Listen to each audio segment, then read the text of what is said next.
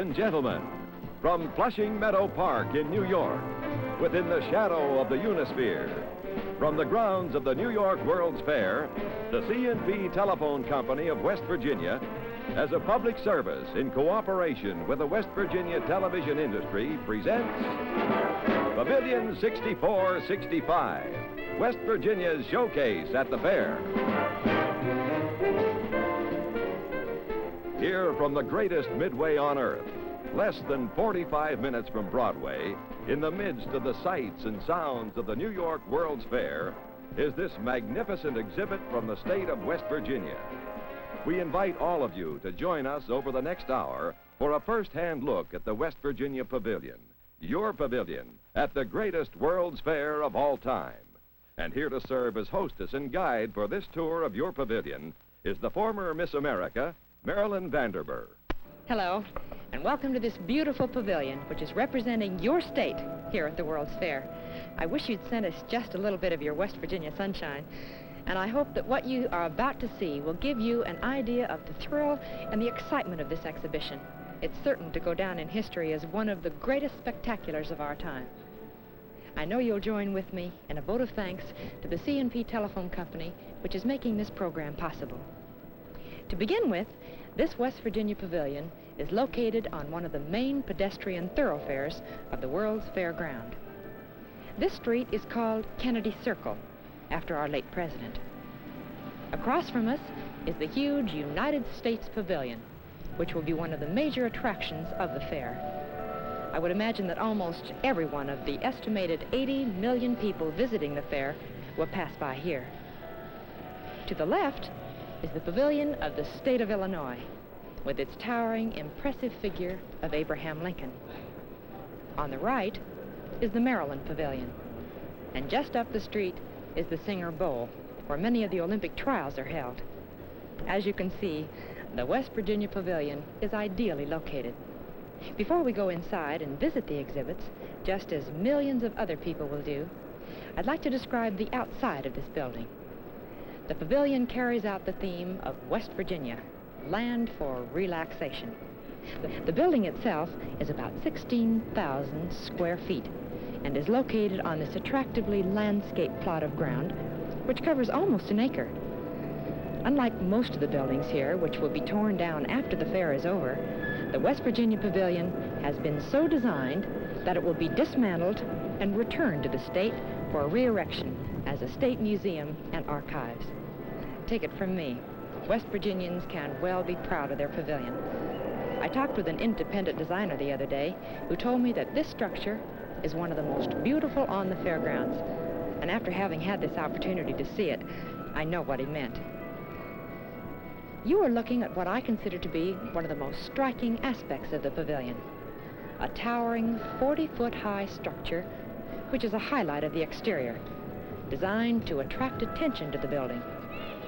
This sculpture is made of cylindrical newspaper press plates representing newspapers from all parts of West Virginia. Thus far, you've seen the setting for this West Virginia Pavilion, what it looks like from the outside, and some of the excitement and atmosphere of this greatest World's Fair of all times. But the real story of this pavilion is the story of West Virginia that it tells inside, the dramatic exhibits that truly make this the West Virginia showcase at the fair. Here at the right of the entrance is a replica of the chalet and the West Virginia mountain setting that will be awarded to some lucky visitor at the pavilion. Let's see what's going on. This chalet on a 10-acre mountaintop in Hardy County, West Virginia, will go to some lucky visitor who comes to the West Virginia Pavilion in the next 2 years. It contains 1,024 square feet, 2 bedrooms, an all-electric kitchen, and a living room with a fireplace, and also a 12-foot sun deck. You may have a chance to win if you register at our information booth inside. Thank you. It's a fabulous chalet. Hi, Marilyn. This is Carolyn Parkins from Milton, West Virginia. What chance do I have to win this chalet? Well, you have as big a chance as any of our other visitors, but you may be lucky enough to win a thoroughbred racehorse that we're giving away. I imagine there are several foot-weary visitors to the World's Fair who would like to have that racehorse right now. Another exhibit which visitors will see as they enter the pavilion is the aviary, containing native West Virginia birds. There are a large number of bright red cardinals, as well as quail, one of West Virginia's favorite game birds. This is certain to make a big hit with the millions of youngsters visiting the World's Fair. Isn't that right, Carolyn? That's right. When I stop by here, there's always somebody staying here either listening or watching the birds. Isn't it true that the cardinal is the state bird of West Virginia? Sure is, and we have some beautiful representatives, too. Thank you, Carolyn. Inside the pavilion, the first major exhibit is devoted to telling the story of West Virginia's many tourist attractions and its appeal as a vacation land, emphasizing the pavilion theme, land for relaxation.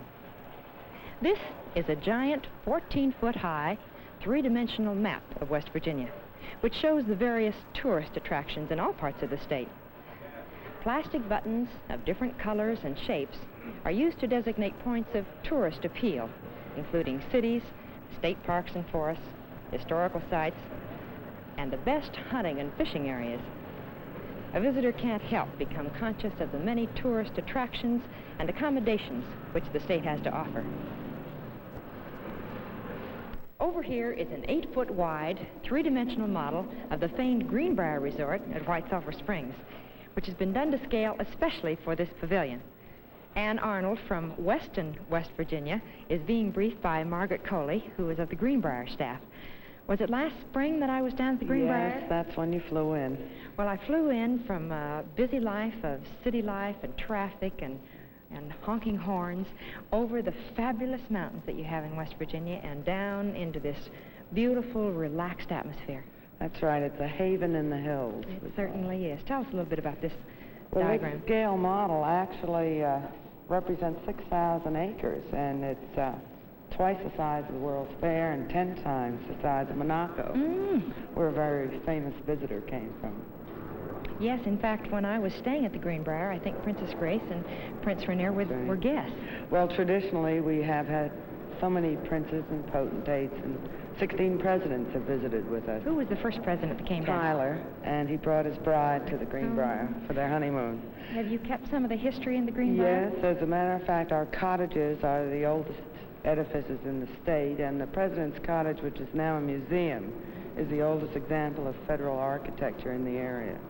Well, as you fly over the United States and you see them chopping down the beautiful forests and cutting the highways through our national forests, you become so appreciative of a state like West Virginia who is conserving the natural beauty.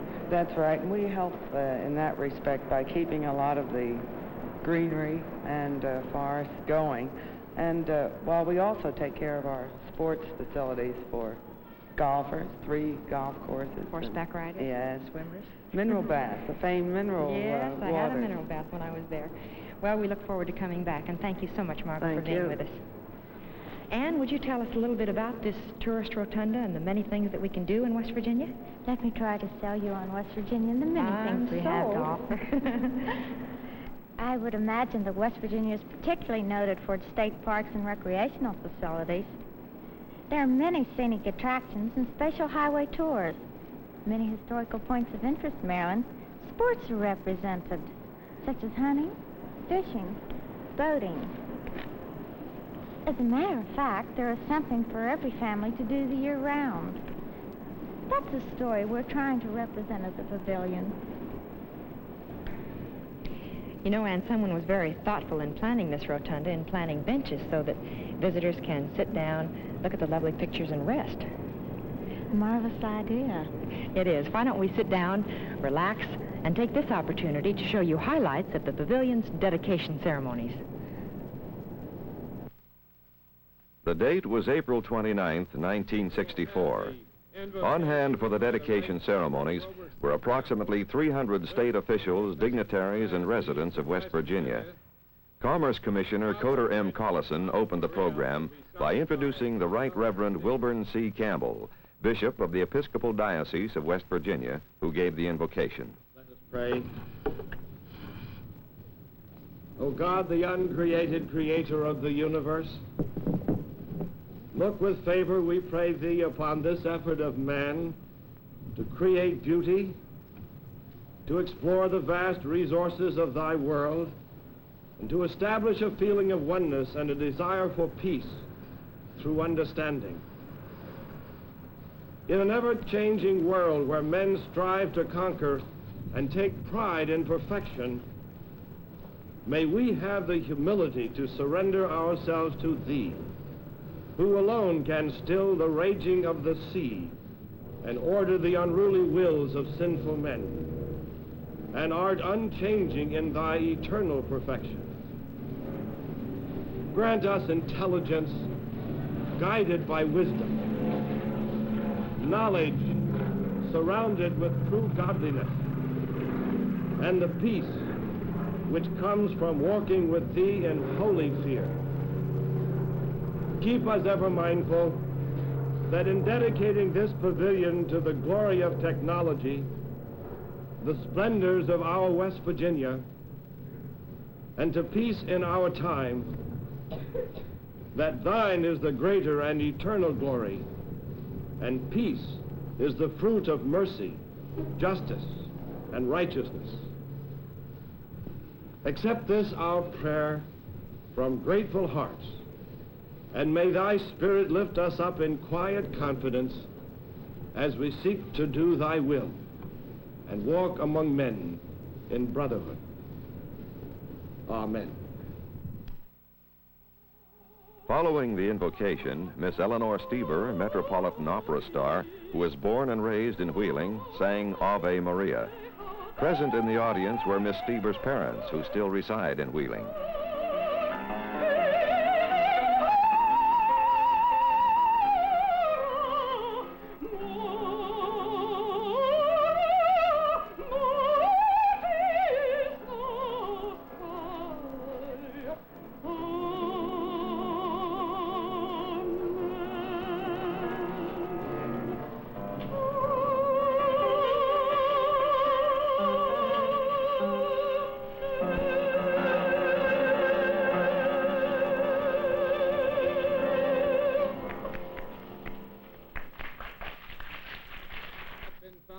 At this point in the program, Commissioner Collison, serving as Master of Ceremonies, introduced the principal speaker for the dedication.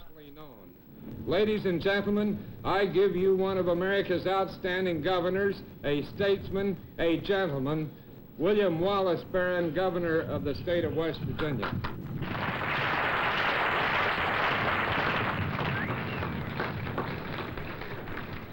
Miss Steber, General Potter, Bishop Campbell,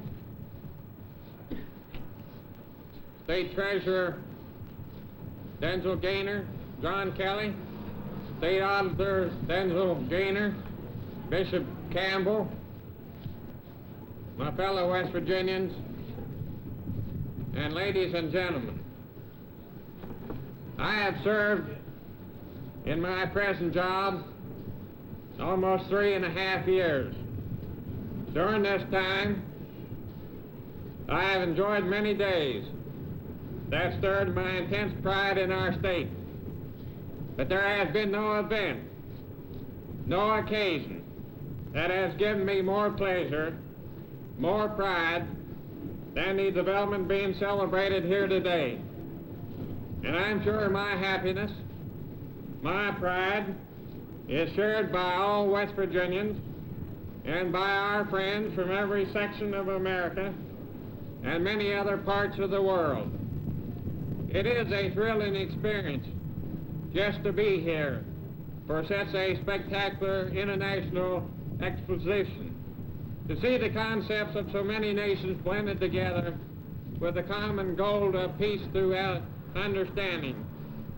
To have West Virginia taking a very prominent role is enough to stir within each of us a persuasion of the grand progress our state is making and of its new, exciting, and grand image.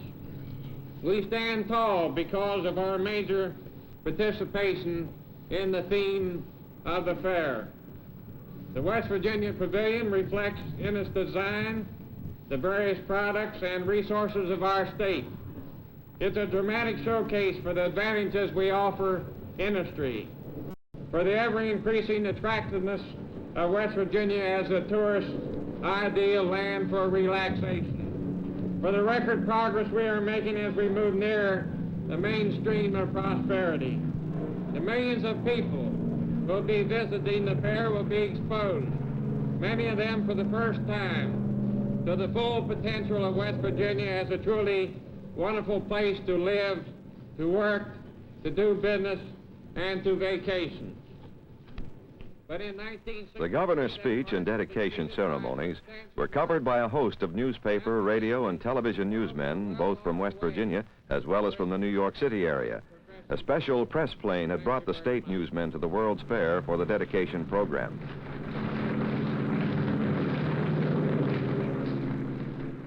It was here in the program that World's Fair Corporation President Robert Moses was originally scheduled to be the guest speaker, but just the day before entered the hospital for minor surgery.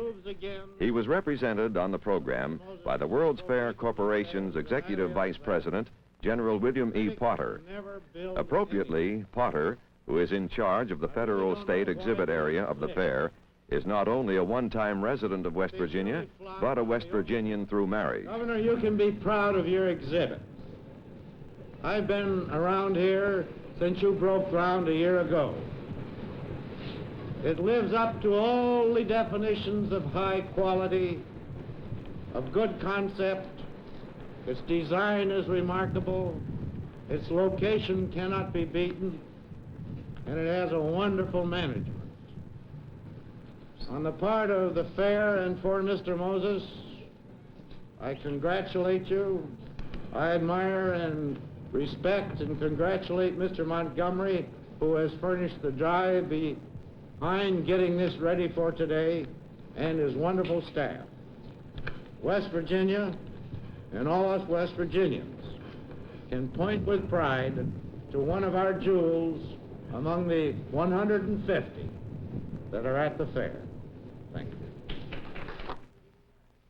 An official state flag was presented to Governor Barron by Mrs. Dorothy Arden of Charleston. Mrs. Arden made the striking all-linen flag by hand in the space of a few weeks. The flag, emblazoned with the great seal of the state, will fly over the pavilion during the course of the fair, alongside pennants representing the 55 counties in West Virginia. The flag was duly accepted by Governor Barron, who thanked Mrs. Arden for her efforts. Special flag-raising ceremonies then took place in front of the pavilion as Miss Stieber sang the official state song, The West Virginia Hills. Oh, the West Virginia hills, how majestic and how grand, with their promised faith and glory, I have praised Emmanuel's land. It makes me wonder there, and my heart began to thrills, as I stand once more with loved ones on those West Virginia hills. Oh, the hills, beautiful hills, how I love the West Virginia hills. Here I feel and I roam, here I think I'll happy home, and the friends among the West Virginia hills. In a very dramatic speech, Mr. Collison outlined the Pavilion project from its inception to completion, pointing out that undertakings of this kind and scope have their share of problems, and that the West Virginia Pavilion was no exception. Pavilion Director E.L. Montgomery, who guided the project through to completion, was praised. On that day, April the 29th, 1964, E.L. Montgomery, the director of the West Virginia Pavilion, was vindicated and justified, and all who came saw that it was good. Mr. E.L. Montgomery.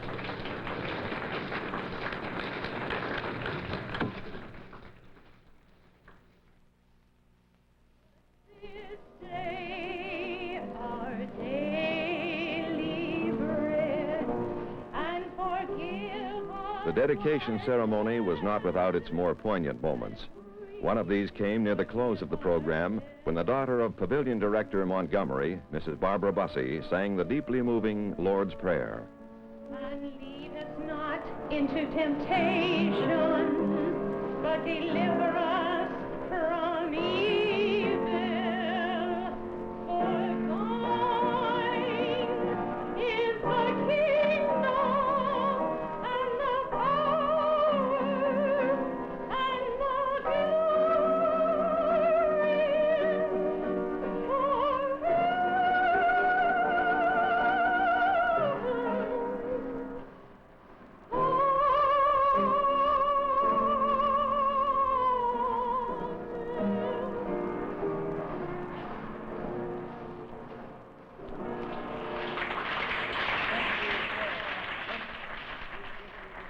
Bishop Campbell was again called upon by Commissioner Collison to deliver the benediction closing the dedication ceremonies.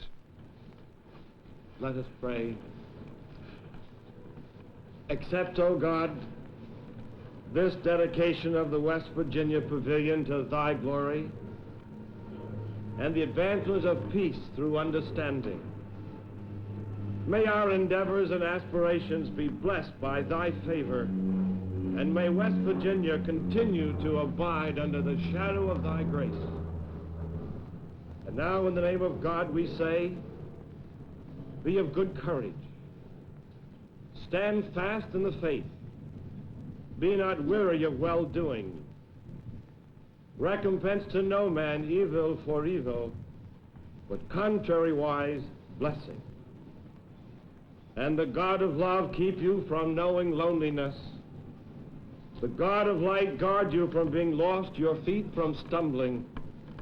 And the God of peace fill you with power for purposeful living and holy dying. In the name of the Father, and of the Son, and of the Holy Ghost. Amen. This, then, was the dedication of the West Virginia Pavilion at the New York World's Fair, a day marred by inclement weather, but which nevertheless failed to dampen the spirit and the enthusiasm of the occasion. Rain pelted down at times. Speakers and singers had to compete with the noise from low-flying planes from LaGuardia Airport, but they came through strong, clear, and proud.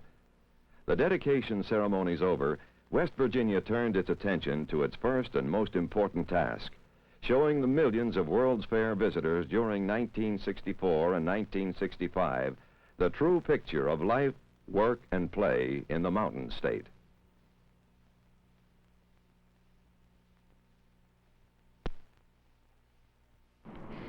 Judging from the dedication ceremonies, I think you can appreciate the interest and the enthusiasm this pavilion has generated.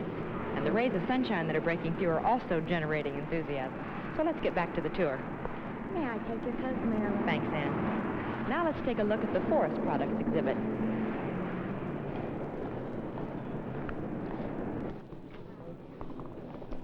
It's designed to give visitors an idea of the wood products industry and the timber resources of the state.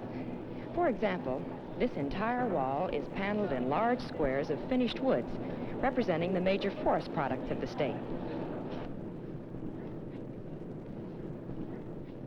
Across this wall are black and white photos telling a step-by-step story of logging operations in the state.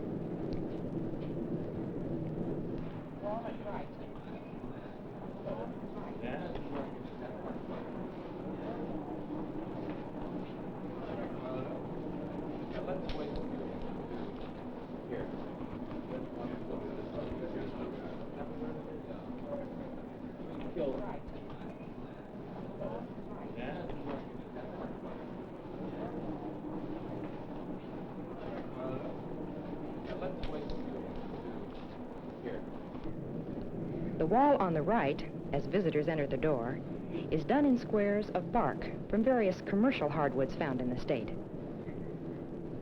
The legend points out that forests cover 74% of total land area of the state, and hardwoods make up 89% of the commercial forest area. This floor is also rather unique. These are slices of butternut logs cut from the hillsides of Randolph County near Elkins. The logs were sliced crossways, just as you'd slice carrots to obtain this interesting effect.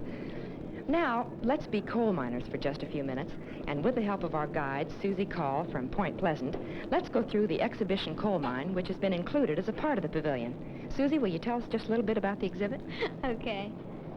This first exhibit shows how, over a period of years, trees and plants have decayed, fossilized, and become coal.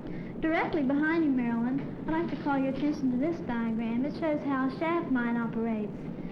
Next to that are pictures of an open-face mine, right to the point where the miners go into it, blast it, and to where it's taken out of the mine as mined coal. Oh, such a colorful display. What about these miniature scale models? These models show mining from the very early days. This one, the first one, shows mining as early as 1839, and it was done with pick and shovel. The second one shows when machinery first came into the mine about 1939, pardon me. This last one is modern day mining with the very modern equipment, as you can see. In the picture? This is a mural of a modern coal preparation plant. These plants transform raw material into efficient fuel. This looks mysterious back here. This is a haulage way. We've made this with a special effect on mirrors, which gives the effect of depth and width. Well, it's a fascinating exhibit. Thanks, Susie. I think after seeing this, you can appreciate the contribution of West Virginia's coal industry to the nation. We'll be back in just one moment with a look at one of the most exciting exhibits in the West Virginia Pavilion, at the whole World's Fair for that matter.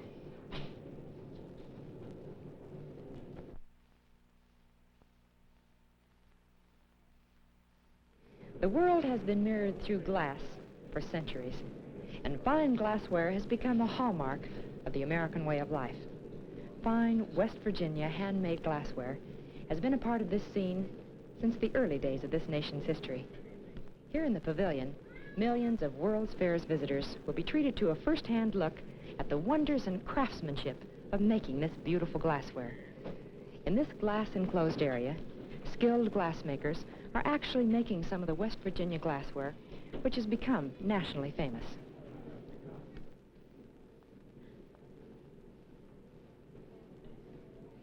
This large, attractive mural depicts glassblowing in the medieval days, and I think you'll notice, interestingly enough, that the equipment and the techniques have remained pretty much the same.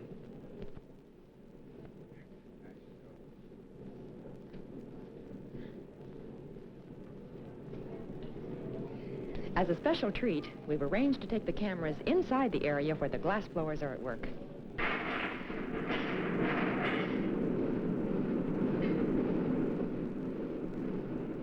Actually, a miniature glass factory is in operation inside this enclosure, where skilled West Virginia craftsmen are producing beautiful, delicate pieces of hand-blown glassware to the delight of World's Fair visitors.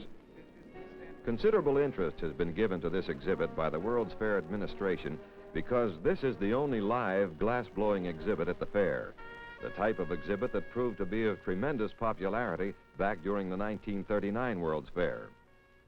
The glass industry has flourished in West Virginia because of the state's enormous deposits of glass sand, or quartz, as well as the other raw materials which provide the oxides necessary to melt the sand. This, coupled with West Virginia's long history of glassmaking and large force of skilled workers like these men, has helped make the state a long-time leader in the hand-blown glass industry. Another item of particular interest is that a unique electric furnace capable of producing extremely fine quality glass was developed especially for this exhibit. This furnace melts and maintains the glass batch at 2,600 degrees Fahrenheit, permitting a good working consistency.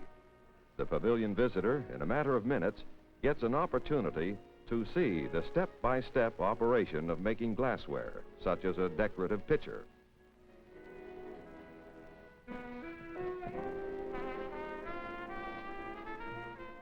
The gatherer first dips his blowpipe inside the furnace, then rolls it to obtain a basic shape.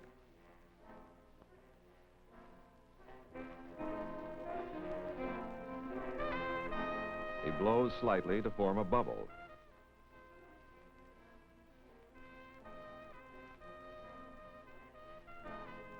Rotates it and places it in a mold so that the molten glob reaches the desired size and shape.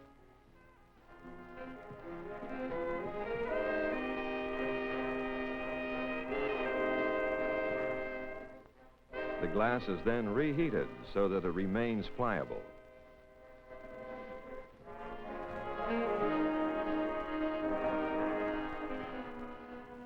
Dexterity must be combined with skill.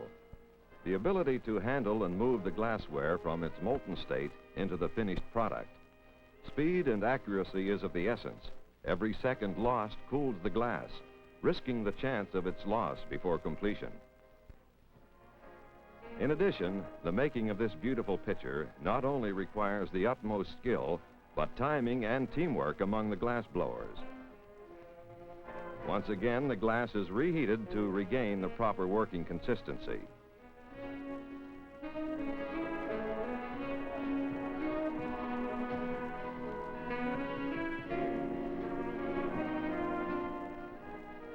Shaped by hand and blowpipe, no pieces of glass are ever exactly alike.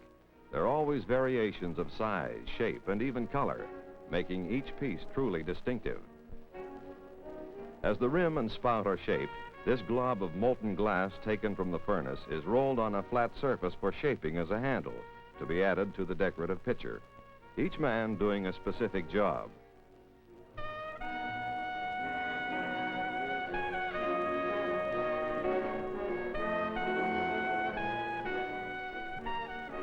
So on it goes until the finished product is put in an oven to obtain the proper temper, one step away from decorating the dinner table.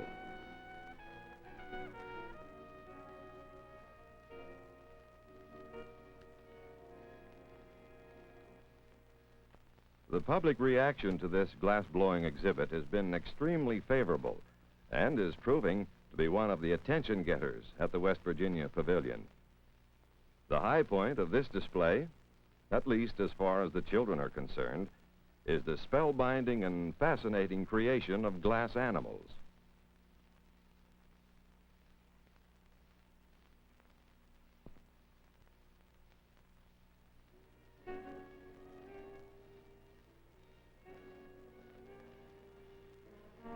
Under the skilled hands of the glassmaker, this white-hot batch of glass will soon take the shape of a horse.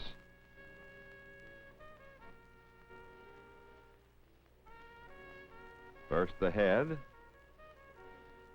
and the mane. There. Watch as this shapeless mass is turned, stretched, and formed into a crystal-like stallion.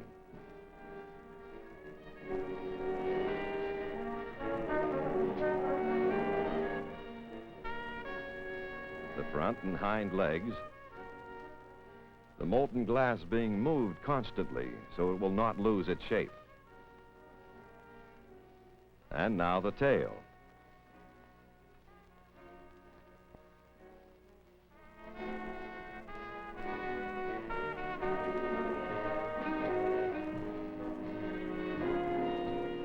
Finally, one last deft touch to make the prancing horse stand upright. Now the glass blower checks it for balance and allows a few seconds for the glass to cool and set. Then it joins its fellow stallions in the thoroughbred glassware parade. The artistry of these craftsmen is fascinating to watch, and the kids love every minute of it.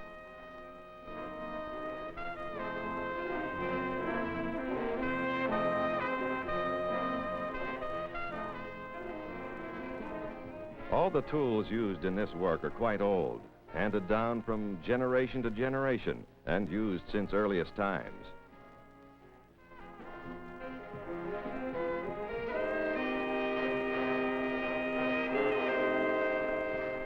Here in the hands of yet another glass blower, they fashion a glass duck.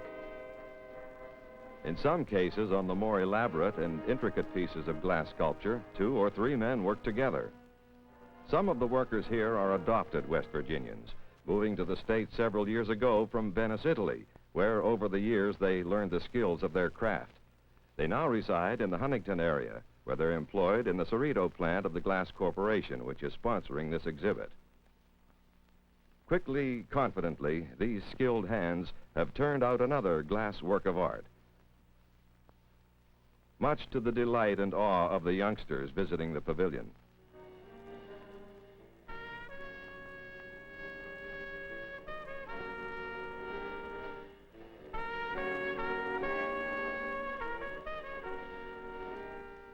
Here another classic figurine is taking shape. The glassworker first fashions the head of the animal, then draws out a pair of horns and shapes them.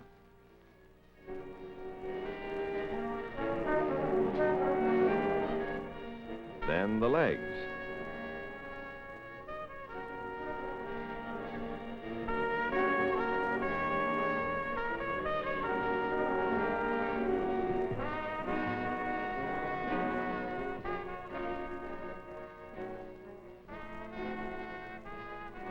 finally the tail.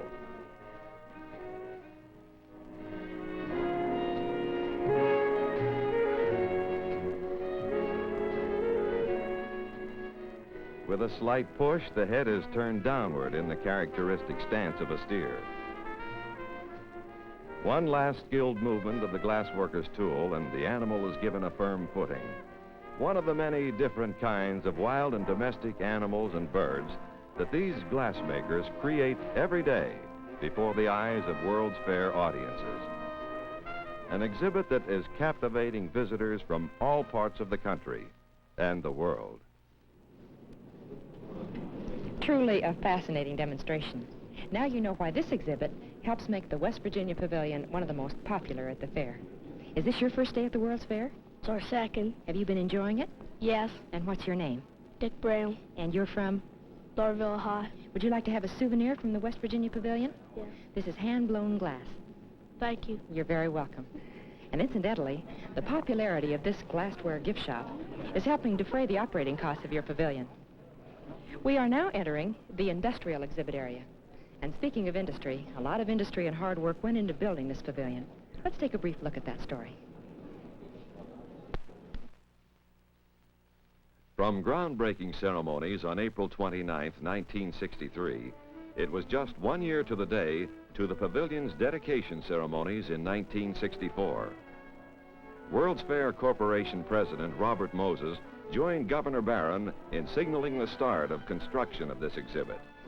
Speaking at the groundbreaking ceremony, Moses said that the West Virginia Pavilion shows imagination, and that's what we need at the fair. Mr. Moses had the opportunity to preview the pavilion by studying scale models such as this. By late fall of 1963, structural steel for the building began to rise above the Flushing Meadow landscape.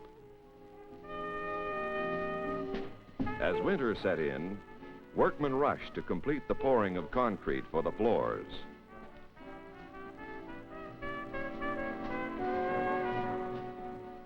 About this same period, huge precast cement panels were being lowered into place for the walls.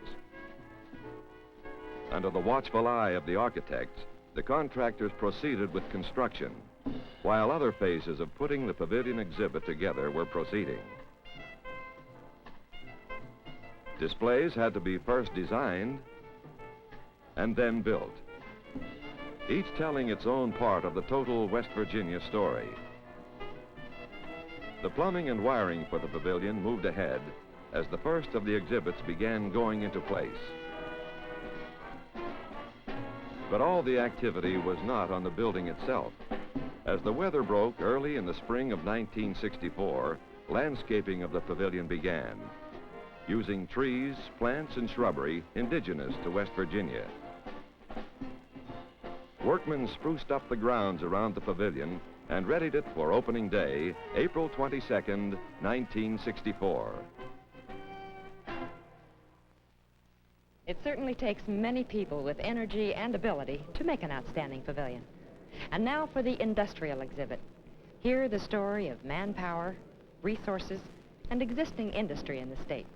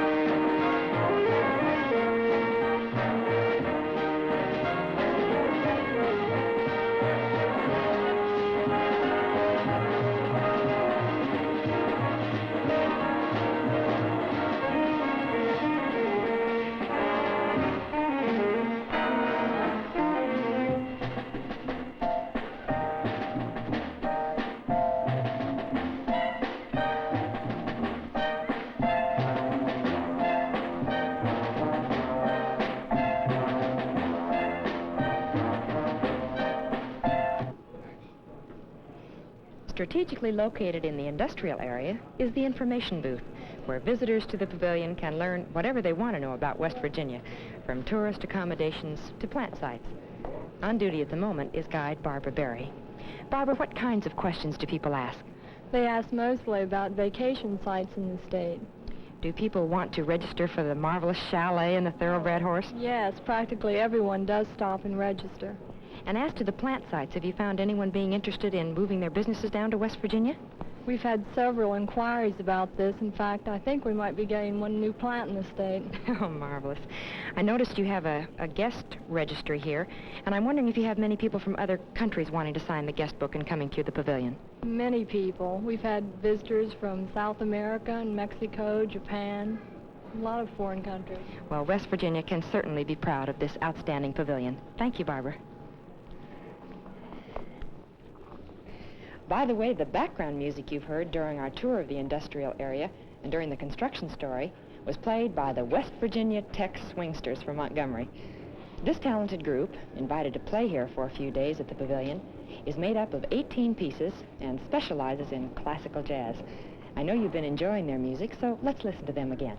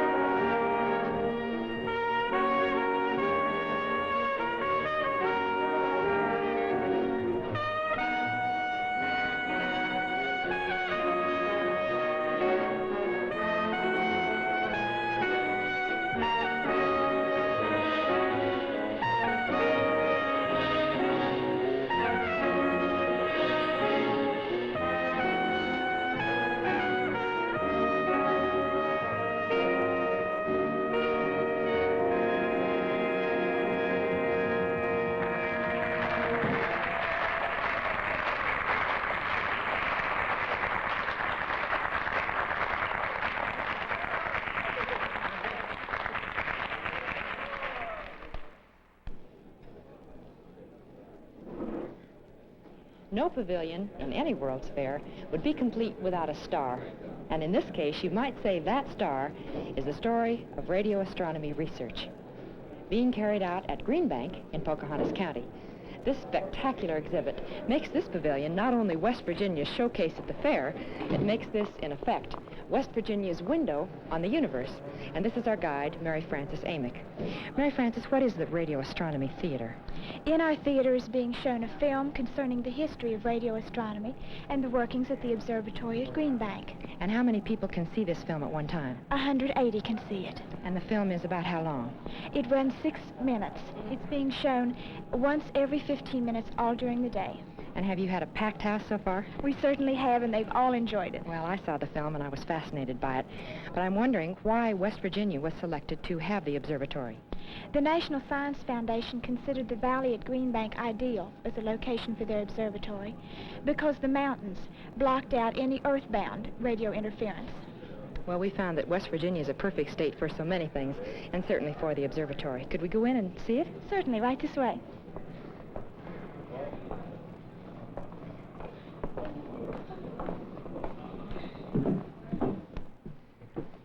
We're entering one of the few theaters in the country where the admission is free. That's right.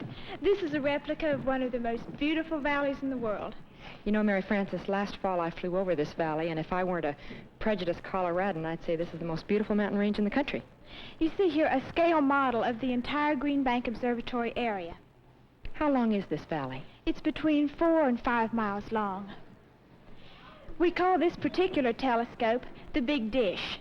It's a little bit larger than a football field, and when tilted up on one edge, it stands almost 30 stories high. Is it true that it's the world's largest radio telescope? It's the world's largest movable radio telescope. Unfortunately, there isn't time to show you the entire movie that's shown in this theater, but we've arranged to show you a few scenes. Radio astronomers can explore the unknown as well as the known. For example, a very strong source of radiation in the constellation of Cygnus was re-explored by optical telescopes and cameras, confirming the radio discovery of intense radio noise emanating from two galaxies, each as large as our own, apparently colliding with each other. Still another radio source, discovered in 1962, is so far away the signal has traveled 5 billion years to reach the Earth, the greatest distance ever measured. And in 1963, after further photographic exploration of a source of strange radio signals near the Big Dipper, another explosion was indicated. 1.5 million years ago, in a galaxy long known to be irregular, perhaps the greatest explosive cataclysm in the history of the universe.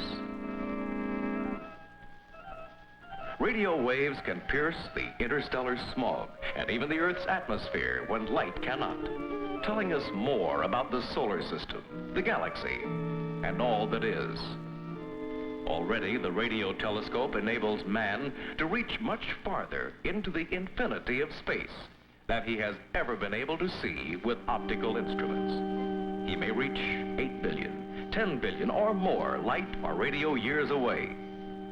Thus, the young science of radio astronomy is helping man unravel the secrets of creation of the universe, and possibly even its future course. At the National Radio Astronomy Observatory, in an almost static-free valley at Green Bank, West Virginia, radio astronomers from all parts of the world ponder these questions as they turn their huge radio telescopes to the sky to observe, record, study, and learn. They are proving what all scientists have always believed. The more they find in their search for knowledge, the more there will be for them and others to find. Radio astronomy, the new astronomy, opening a new window to the universe, is giving man a new picture of his place in the universe. We're living in a fascinating age, aren't we? Mary Frances, let's show the people a more detailed model of the radio telescope. What's its purpose? It gives a much better idea of the size of our Big Dish. Visitors who come to this particular part of our exhibit can listen to a very short cram course in basic astronomy. Lunar signals suggest it is covered with a layer of dust.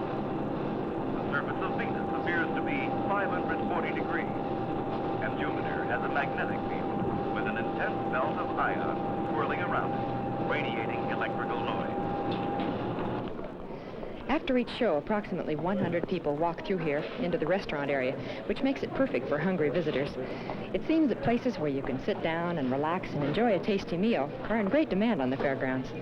And now here's our guide, Carol Long. And where are you from, Carol? I'm from Bluefield, West Virginia. Approximately how many people do you serve in the restaurant during the day? About 2,000. And how many can you seat at one time? 100.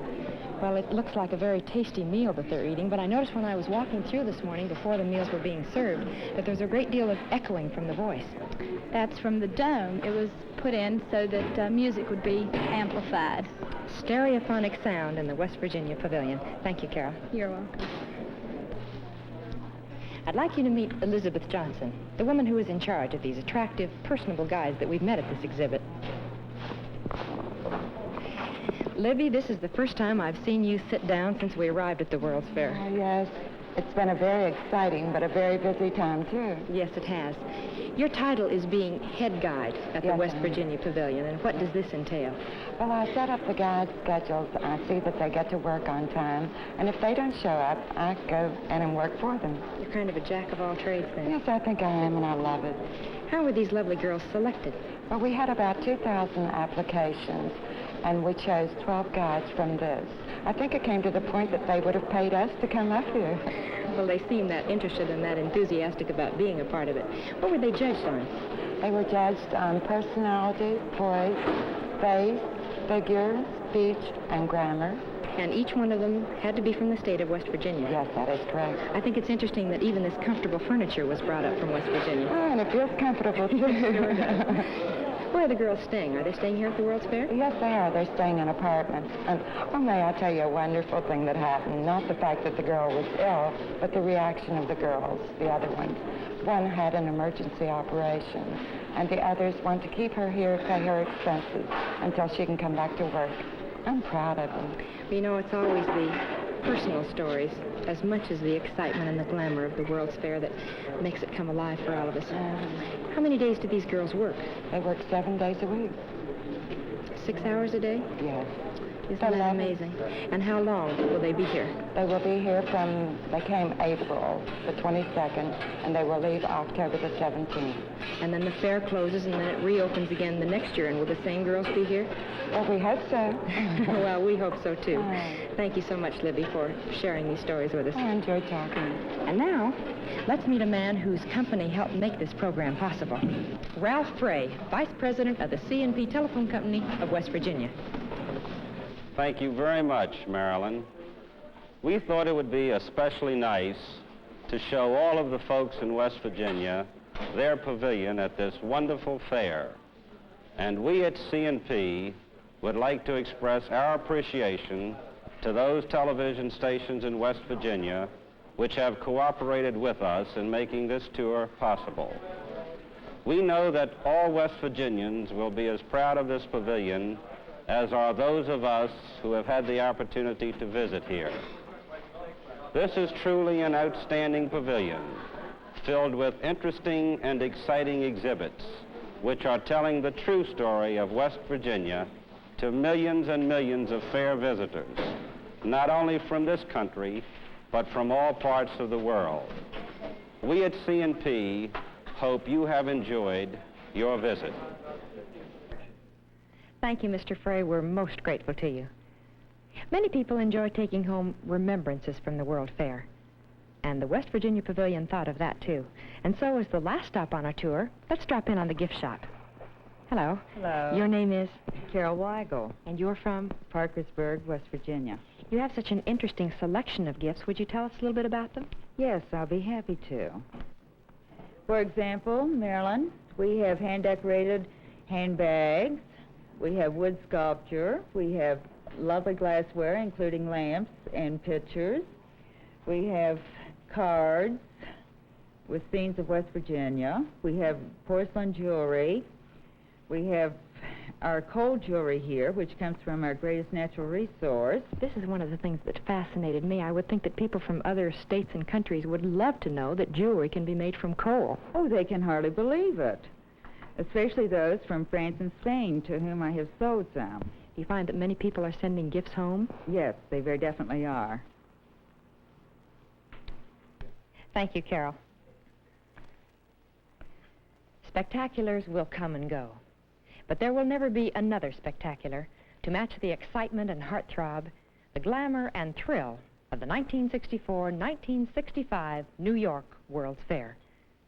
The West Virginia Pavilion is a part of this, displaying the positive side of the state, its greatest assets as they have never before been shown to this country and to the world. West Virginia has much to tell. Its vacation land, its industry, its great story as a place to live, to work, do business, and raise a family. And it has fashioned this showcase to tell its story to one and all, a story of a life of contentment, progress, and prosperity in a great state.